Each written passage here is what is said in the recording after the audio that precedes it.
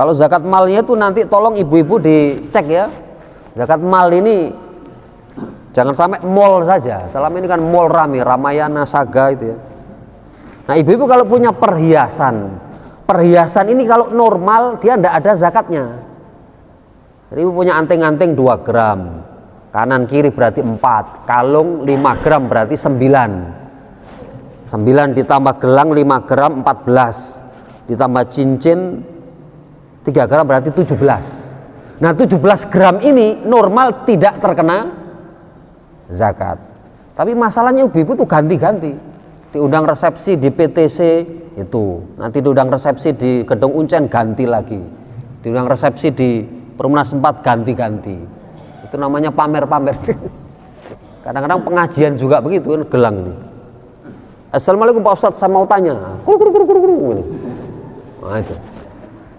Nah kalau sudah 17 gram itu enggak ada, tapi kalau sudah lebih seperti di Makassar itu saya cek itu sampai kalungnya begini 1,2 kilo. Makassar 1,2 kilo itu. Ada di Buton juga begitu, hampir 1,5 kilo ininya. Nah itu, nah artinya kalau sudah seperti itu ya wajib simpanan. Nah simpanannya ini 85 gram Bu ya, 85 gram. Kalau seandainya sudah mencapai 85 gram maka dikeluarkan 2,5%. Jadi bukan dipotong-potong tetapi dihargakan. Di Jayapura ini emas 1 gram 1.100.000 ya.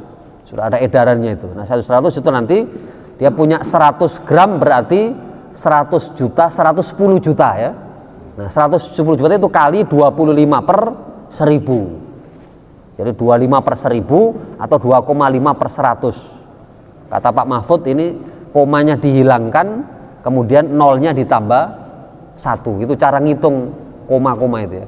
Jadi 2,5 per 100 itu sama dengan 25 per 1000. Nanti kalau membagi nolnya dicoret 2 di bawah, di atas dicoret 2. Nah, itu matematika waktu SD berarti. Nah itu gampang itu. Jadi jangan pakai kalkulator terlalu lama, itu langsung cek, nah selesai. Itu mana dia?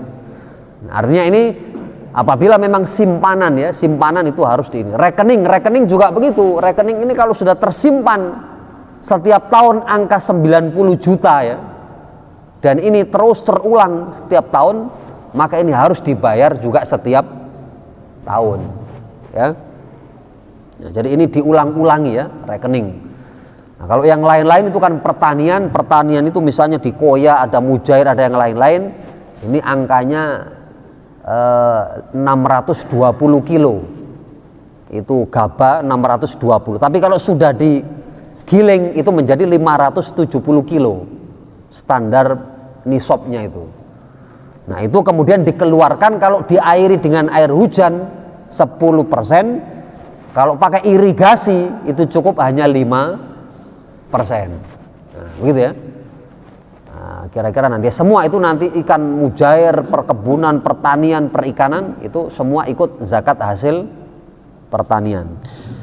Kemudian paling terakhir sekali zakat profesi ya. Zakat profesi ini dulu tidak ada di zaman Rasulullah, tidak ada.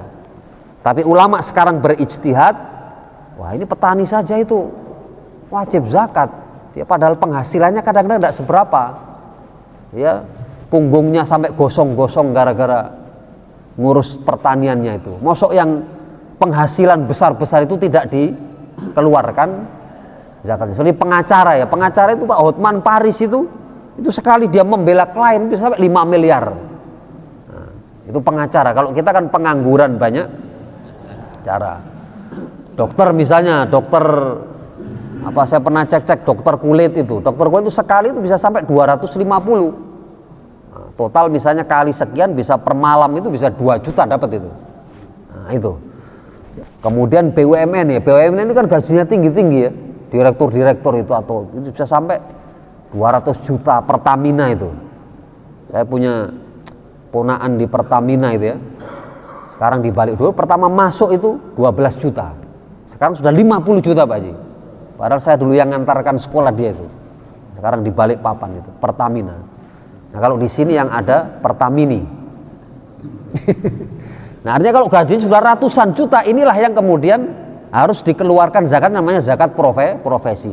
Bisa diambil setiap tahun sekali, Nah, bisa diambil bulanan. Nah, mestinya kalau bulanan itu jangan 2,5%. Mestinya kalau bulanan itu 5% sesuai dengan zakat pertanian. Nah, permasalahan ini Basnas langsung pokoknya ini 2,5%, bisa tahunan, bisa bulanan. Sebenarnya kalau kehati-hatian itu bulanan jangan 2,5%, tetapi nisabnya disamakan pertanian, usahakan 5%. Itu kehati-hatian ya.